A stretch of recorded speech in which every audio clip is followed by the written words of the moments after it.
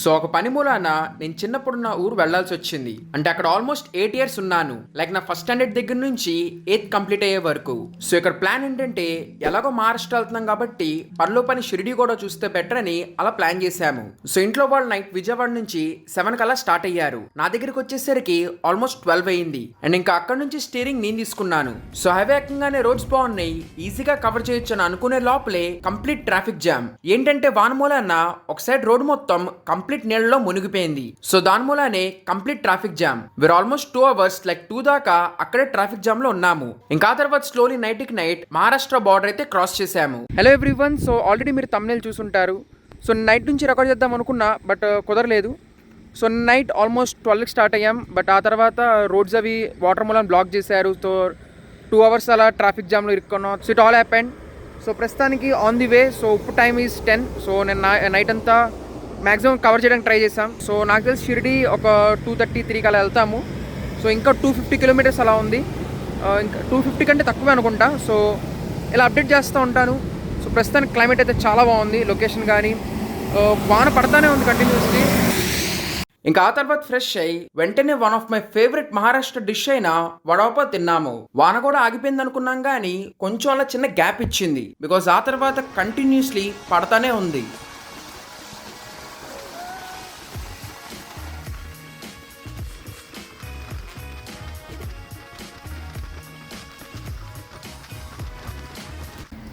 So ప్రస్తుతానికి time 12:30 అయింది. తినడానికి ఆగాము ఇక్కడ ఒక డాబాలో. సో ఏదో పన్నీర్ బటర్ మసాలా ఎప్పుడు తినేదేగా అని చెప్పి ఏదైనా స్పెషల్ ఉందా అంటే ఏదో పేరు చెప్పాడు. సరే అని ఆర్డర్ చేస్తే తీరా అది పజిల్స్తో చేసిన పన్నీరే. సో బాగానే ఉంది. సో ఇంకా టైం పట్టింది, ఇంకో 2 hours. బికాజ్ ఈ వాన మూలాన ఎక్కడికక్కడ రోడ్స్ అవి బ్లాక్ చేస్తున్నారు. సో ఇంకా వేరే రోడ్స్ ఎత్తుక్కుని వెళ్ళడానికి ఇంకో 2 hours ఎక్కువ పడుతుంది.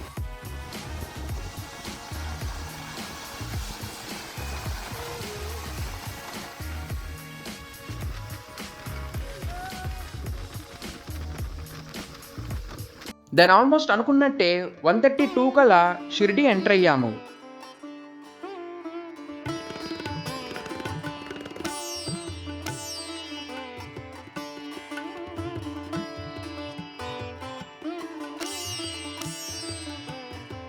ఫైనలీ గైస్ ఇప్పుడు టైం వచ్చేసి ఆల్మోస్ట్ 3:30 అయింది. సో ఫైనలీ షిరిడి రీచ్ అయ్యాం. అండ్ ఇక్కడే దగ్గరలో ఉన్న భక్తి నివాస్లో రూమ్ తీసుకున్నాం. ఫాస్ట్గా దర్శనానికి వెళ్ళి రావాలి. సో అనుకున్నట్టే అయింది బట్ కొంచెం డిలే అయింది. And mainly because of rain. ఇప్పుడు కూడా ఇంకా పడుతుంది, కొంచెం గ్యాప్ ఇచ్చింది అంతే. పొద్దు నుంచి కంటిన్యూస్లీ రోడ్డు కనపడకుండా పడింది. సో ప్రస్తుతానికి వెంటనే ఫ్రెష్ అయ్యి దర్శనం వెళ్ళడానికి ట్రై చేస్తాము. ఇంకా ఆ తర్వాత దర్శనం టైం బట్టి అండ్ ఆ తర్వాత సిచ్యువేషన్స్ ఆర్ రెయిన్ వీటన్నీ చూసి వాళ్ళు నైట్ బయలుదేరాలా రేపు మార్నింగ్ బయలుదేరాలా డిసైడ్ అయ్యి then we will start to Ratnagiri.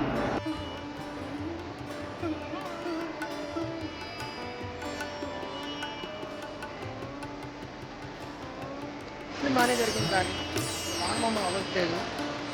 Training crazy, ఎట్టి చూసిన మొత్తం లేదు, జనాలు కూడా లేదు, చాలా దారుణంగా ఉంది. అంటే లాస్ట్ 1 hour నుంచి ఇప్పుడు ట్రైనింగ్ నాకు తెలిసి అసలు ఎట్లా సౌండ్ కూడా వినపడదు.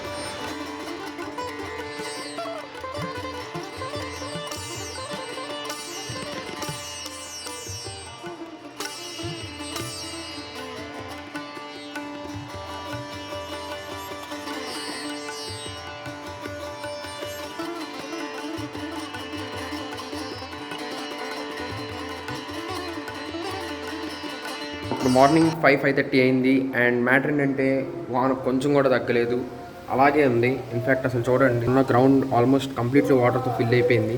రత్నగిరి ఎలా వెళ్ళాలనేది డిస్కషన్. సో యాక్చువల్ రత్నగిరి వెళ్ళడానికి ఇక్కడ నుంచి 2 ways ఉన్నాయి. ఒకటి వయా ముంబై అండ్ ఇంకోటి వయా పూణే. ముంబైది ఇట్స్ బిట్ డిఫికల్ట్ ఇప్పుడు, ఎందుకంటే మొత్తం కొంకన్ ఘాట్స్ అండ్ వాన కాబట్టి చాలా కష్టంగా ఉండిద్ది. సో మ్యాక్సిమం వయా పూణే సత్రా అటు నుంచి వెళ్ళాలి. చూడాలి మరి అక్కడ కూడా ఒకవేళ ఏదైనా వాటర్ బ్లాకేజ్ ఉంటే మళ్ళీ ట్రాఫిక్ జామ్ కన్ఫర్మ్. సో కొంచెం రిస్కే, లెట్ us see.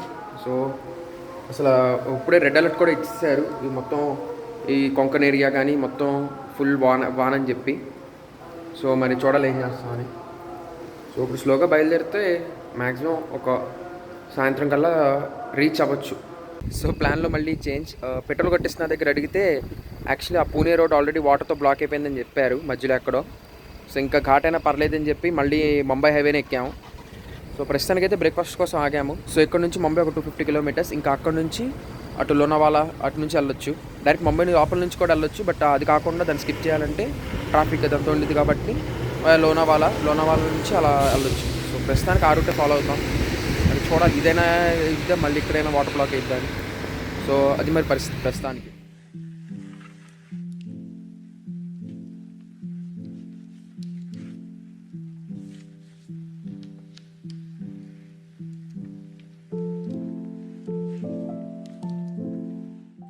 స్టార్ట్ అయిన దగ్గర నుంచి వాన పడుతుందని తిట్టుకున్నా ఈ సమృద్ధి హైవే ఎక్కాక పడినా పర్లేదు అనిపించింది. Mainly because of nature. అంటే వాన పడ్డాక ఆ నేచర్ చూడడానికి చాలా బాగుంది. లైక్ అప్పుడే వాన పడతాం మూలన్న మౌంటైన్ పైన ఉన్న ఫ్రెష్ వాటర్ అంతా కూడా వాటర్ ఫాల్స్ వెళ్ళే కింద పడతా ఉన్నాయి. అండ్ అది చూడడానికి ఇట్ వాజ్ అమేజింగ్. అంటే జనరల్లీ ఇలాంటి సీన్స్ అన్ని మూవీస్ లో చూస్తాము, అలాంటిది లైవ్ లో అయితే వేరే లెవెల్ ఎక్స్పీరియన్స్. అండ్ అలాగే సమృద్ధి హైవే కూడా కొత్తగా వేశారు. పాస్ట్ లో ఇంత పెద్ద రోడ్డు ఉండేది కాదు. ఇన్ఫాక్ట్ ఇందాక నాకు తెలియక ఈ రోడ్ లో వెళితే ఘాట్స్ అవి క్రాస్ చేయాలని చెప్పాను. కానీ సర్ప్రైజింగ్లీ వీళ్ళు ఈ హైవే వేస్తున్నప్పుడు ఆ ఘాట్ మధ్యలో నుంచి ఒక పెద్ద టనల్ క్రియేట్ చేశారు, which is almost 7 to 8 kilometres ఉంది. అండ్ దాన్ని కూడా ఎక్స్ట్రాడినరీగా తయారు చేశారు. ఆ తర్వాత రీసెర్చ్ చేస్తే తెలిసింది ఈ టనల్ పేరు ఇగత్పురి టనల్. అండ్ ఇదే మహారాష్ట్రలో లాంగెస్ట్ టనల్ అంట.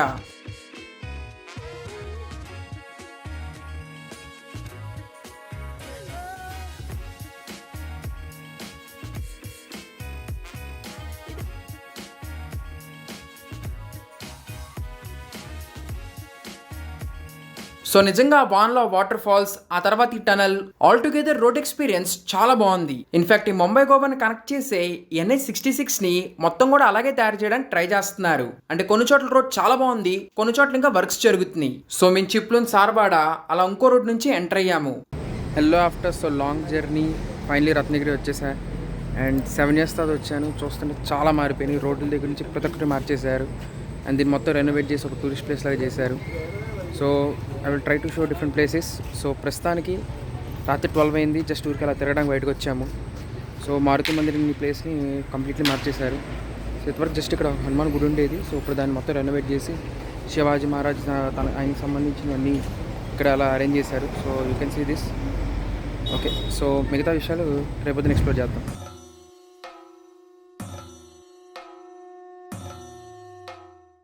సో రత్నగిరి అంటున్నా కదా, అసలు ఇది ఏంటి, ఈ ఊరు ఎక్కడుంది, ఇదంతా చెప్పాలంటే basically cities between Mumbai and Goa, where it has lot of beaches, historical place. And mainly ఈ సిటీని మ్యాంగో సిటీ అని కూడా అంటారు. ఎందుకంటే world famous Hapus, alphonso mangoes ఇక్కడే గ్రో అవుతాయి. Where most of the mango juices అన్ని కూడా ఈ మ్యాంగోస్ వాడే తయారు చేస్తారు. సో ఇక్కడ వాటిని పెంచి వరల్డ్ వైడ్ గా ఎక్స్పోర్ట్ చేస్తారు. అండ్ నిజంగా ఆ మ్యాంగో టేస్ట్ చాలా బాగుంటది. సో ఇంట్రోలో చెప్పినట్టే ఆల్మోస్ట్ 7 years బ్యాక్ మేము ఇక్కడ ఉన్నాము. సో అప్పట్లో పెద్దగా ఫోన్స్ లేవు కాబట్టి నా దగ్గర పెద్దగా ఫొటోస్ అవి కూడా లేవు. అండ్ ఆ తర్వాత ఎలా మారిందో అది కూడా నాకు పెద్దగా తెలియదు. సో అందుకే నా దగ్గర అప్పుడు చూసిన మెమరీస్ వరకే గుర్తున్నాయి. సో అందుకే 7 years తర్వాత చూడంగానే I was completely shocked, because చాలా విషయాలు మారిపోయినాయి. మెయిన్లీ ఈ సిటీని కూడా ఒక టూరిస్ట్ స్పాట్ లాగా చేద్దామని చాలా చేంజెస్ చేశారు. లైక్ ఫస్ట్ వన్, ఇదివరకు మెయిన్ రోడ్ చాలా సింపుల్ గా 2 lane రోడ్ ఉండేది. సో ఇప్పుడు దాన్ని కంప్లీట్లీ పెంచడానికి ట్రై చేస్తున్నారు. అంటే ప్రస్తుతానికి వర్క్స్ అనేవి జరుగుతున్నాయి. అండ్ అలాగే ఒక మల్టీప్లెక్స్ కూడా ఓపెన్ అయింది. అంటే ఇక్కడ పెద్దగా థియేటర్స్ అనేవి ఉండవు, 1-2 చాలా పాత థియేటర్స్ ఉండేవి. మెయిన్లీ ఇక్కడ మూవీ కల్చర్ చాలా తక్కువ. సో ఇలా చాలా విషయాలు చేంజ్ అయినాయి. అండ్ అన్నిటికన్నా మెయిన్లీ నాస్టాల్జియా అనే ఎమోషన్ చాలా గట్టిగా కొట్టింది. అంటే అసలు ఎన్నాళ్ళు నాస్టాల్జియా అనేది అందరూ ఏదో ఊరికే అంటారని అనుకున్నాను, బట్ అసలు అది ఎలా ఉంటది, ఆ ఎమోషన్ ఏంటో వెళ్ళాక తెలిసింది. అంటే ఒక చోటే మనం చాలా సంవత్సరాలున్నా అది మనకు పెద్దగా తెలియదు, కానీ అక్కడ నుంచి వెళ్ళిపోయాక మళ్ళీ చాలా రోజుల తర్వాత తిరిగి వస్తే అప్పుడు ఖచ్చితంగా అనిపించింది. సో అందుకే అదంతా ప్రాసెస్ అవ్వడానికి నాకైతే కొంచెం టైం పట్టింది. So actually night we went to Bhagwati fort and అలాగే మాండ్వి బీచ్. కానీ అక్కడ పెద్దగా లైటింగ్ లేకపోవడం మూలన తీసిన వీడియోస్ అన్ని కూడా మొత్తం బ్లాక్ గా వచ్చినాయి. So next day plan is first Bhati beach కి వెళ్ళాలని. కానీ దానికంటే ముందు అక్కడే పక్కనే ఉన్న గణేష్ గుడికి వెళ్ళాము. సో ఇప్పుడు ప్రస్తుతానికి వచ్చింది భాటీ బీచ్. సో ఇక్కడ మీరు చూడొచ్చు, చాలా బాగుంటుంది, ప్లెజెంట్ గా, పీస్ఫుల్ గా. శాండ్ అది మన దగ్గర నుంచి చాలా డిఫరెంట్ గా ఉంటుంది. సో ఇంతవరకు బాగా వచ్చేవాళ్ళం చిన్నప్పుడు. సో దాంతోపాటు మాండ్వి కూడా ఉంది. నైట్ వెళ్ళాము, అది లోపల దాకా అలా నడవడానికి ఒక ఫుట్పాత్ అది ఉంటుంది. కుదిరితే మళ్ళీ వెళ్తాను. అండ్ ఇప్పుడు మధ్య నుంచి గణపతిపులే వెళ్దామని. సో అది కూడా చాలా స్పెషల్ గణేష్ గుడి. సో ఇక్కడ ఇది ఇంకోటి ఆరేవారే బీచ్ అని ఇంకోటి ఉంటుంది. సో ఇలా 4-5 బీచెస్ ఉంటాయి, చాలా ఫేమస్. సో అవన్నీ ట్రై టు కవర్ చేయడానికి ట్రై చేస్తాను. ఇంకా దాంతోపాటు ఇంకా ఇక్కడ కొన్ని మంచి ప్లేసెస్ కూడా ఉంటాయి. లైక్ లోకమాన్య తిలక్ ఇల్లు ఇక్కడే ఉంది. సో అవి వెళ్తే కవర్ చేస్తాను. సో కుదిరినంత ట్రై చేస్తాను. సో ప్రస్తుతానికి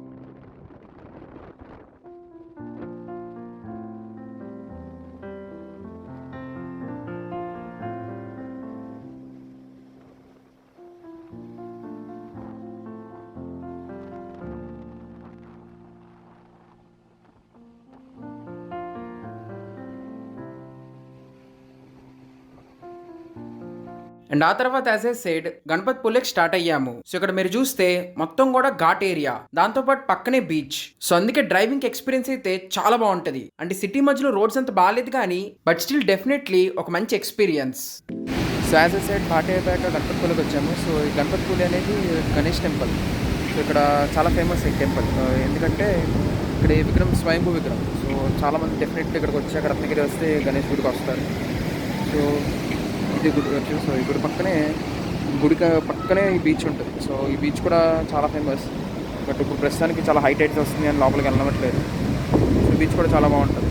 మొత్తం ఆ చివరి దాకా లాస్ట్ వరకు ఆ కొండల దాకా ఉంటుంది బీచ్. ఇంకా ఇటువైపు కూడా చాలా దూరం వరకు ఉంటుంది. అదే సైడ్ గుడి పక్కన బీచ్ ఇదే. జనరల్గా చాలా లోపల దాకా వెళ్ళి ఆడుకోవచ్చు. బట్ ఇప్పుడైతే చాలా హైగా ఉంది సీ అంతా. సో అందుకే ప్రస్తుతానికి ఎవరో లోపలికి వెళ్తలేదు పెద్దగా. సో మొత్తం ఇక్కడ చూడవచ్చు, క్లైమేట్ చాలా బాగుంది.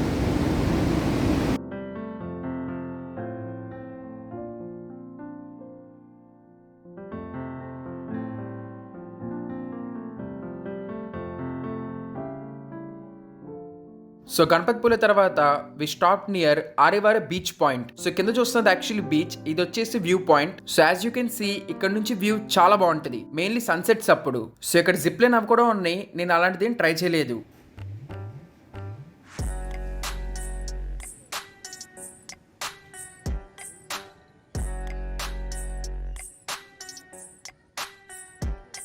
ఇప్పుడు వచ్చిన ప్లేస్ వచ్చేసి Thibaw palace. So actually 7 years back ఇదే ప్లేస్లో ఒక లైట్ హౌస్ ఉండేది. సో ఇప్పుడు దీన్ని తీసేసి ఇక్కడ సంభాజీ మహారాజ్ విగ్రహం అది పెట్టారు. సో మొత్తం దీన్ని మార్చారు, మిగతాదంతా అలాగే ఉంది బట్ ఇంకా పాతగా అయిపోయింది. అండ్ ఇందాక మనం భాటే బీచ్కి వెళ్ళిన బ్రిడ్జ్ అదే. సో ఇప్పుడు ఎక్కడి నుంచి వస్తుంటే కనబడుతుంది చూడండి. సో ఇందాక అంతకుముందు వెళ్ళింది అది కొండ అటువైపు ఉంది, ఆ కొండ దగ్గర. సో ఇలా ఎటు చూసినా ఇక్కడ మౌంటైన్స్, ఇలా సీనరీ.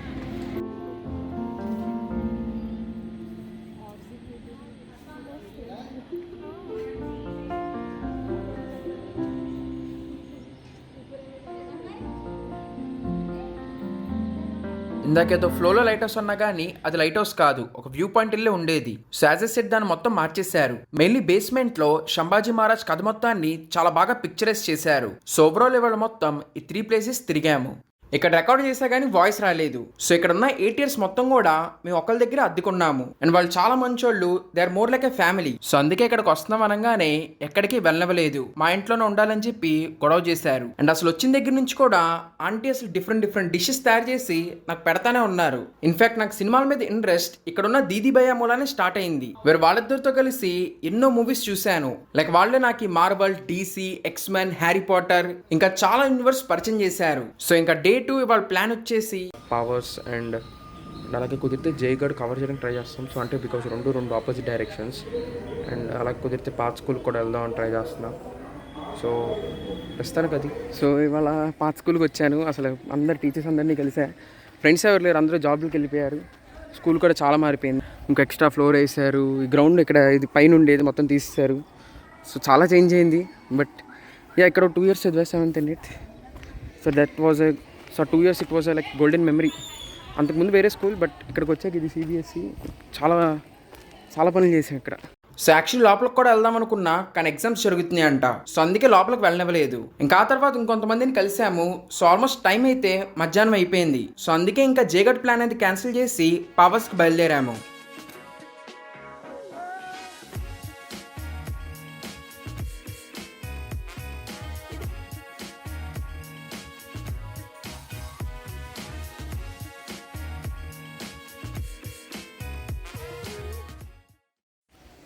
సో మార్నింగ్ అనుకున్న వాళ్ళందరినీ కలవటం అయిపోయింది మ్యాక్సిమం.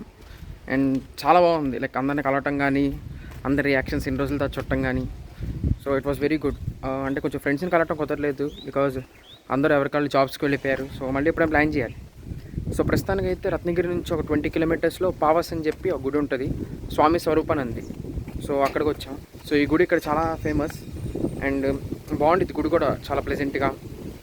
అసలు ఉత్సవాలప్పుడు అయితే మామూలు రష్ ఉండదు. ఇక్కడ వాళ్ళు అందరూ ఖచ్చితంగా డెఫినెట్లీ ఈ గుడికి వస్తూ ఉంటారు. సో ఇక్కడ దొరికే కిచిడి కానీ, షర్బత్ కానీ కూడా చాలా బాగుంటాయి, మస్ట్ ట్రై. అంటే ప్రసాదం కింద పెడతారు, టేస్టీగా భలే ఉంటుంది. సో ప్రస్తుతానికి ఇంకా ఈ గుడిలోనే ఊరికే తిరుగుతుంది.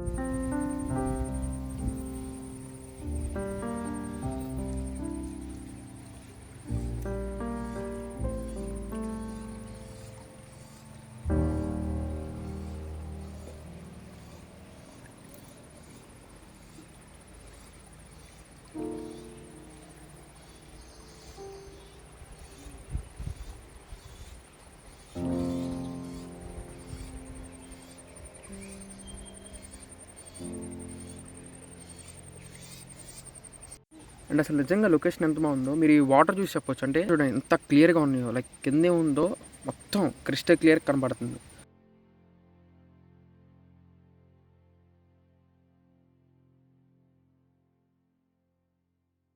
సో అది ప్రస్తుతానికి